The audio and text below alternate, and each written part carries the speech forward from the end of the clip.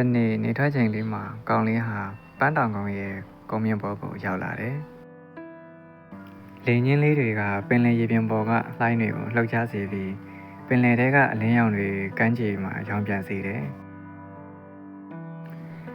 ကောင်လေးရဲ့အနားမှာတော့ဗာနိုင်ဆိုတဲ့မြို့သူတစ်ယောက်ရပ်နေတယ်။ဗာနိုင်ရဲ့မျက်နှာမှာနားလည်မှုနဲ့ဝမ်းနည်းမှုပေါင်းစပ်နေတယ်လို့ဖော်ပြနေတယ်။သူမဟာတရားပေါ်ကမိန်းကလေးအကြောင်းကိုအနှဲငယ်သိပြီးကောင်လေးကိုချစ်ချင်းနဲ့ဆောက်တိုင်းမှုတို့ရဲ့အကြောင်းကိုအနှဲငယ်ရှင်းပြချင်နေတယ်။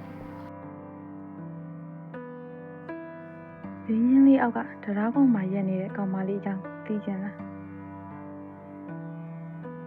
ကောင်လေးရဲ့မျက်လုံးတွေထဲမှာအံ့ဩမှုနည်းနည်းပြန်ပေါ်လာတယ်။သူမဘာလို့စောင့်နေတာလဲပြောပြပေးလို့ရမလား။ဘာနိုင်ရဲ့မျက်နှာမှာနူးညံ့တဲ့ဝမ်းနည်းမှုတစ်ခုပေါ်ပေါက်လာပြီးတိတ်တိတ်လေးဖြေဆိုတယ်။သူမကိုချစ်တဲ့သူကိုစောင့်နေ။ပင်လယ်ရသူတယောက်ပေါ့။ဒါပေမဲ့သူပြန်မလာနိုင်တော့ဘူးလေ။ကောင်လေးရဲ့နှလုံးသားထဲမှာတစ်စက်သက်မှုတန်ကဲသို့ဖြစ်ပေါ်လာတယ်။သူမကြည့်နေတဲ့အလင်းနုနုတွေကလမ်းစုပ်ဖွယ်လှိုင်းတွေသူ့နှလုံးသားထဲကိုတိတ်တိတ်လေးလှိုင်းတစ်ခုဝင်ထပ်သွားတယ်။တခါတုန်းကတရားပေါ်မှာသူမကတန်စင်တီဆိုပြီးလေးလံစွာမျက်နှာပြုံးလေးနဲ့ကနေတတ်တယ်။လေးချင်းလေးလေသူမရဲ့သပင်တွေကိုပေါ့ပေါ့လေးလှောက်ရှားစေပြီး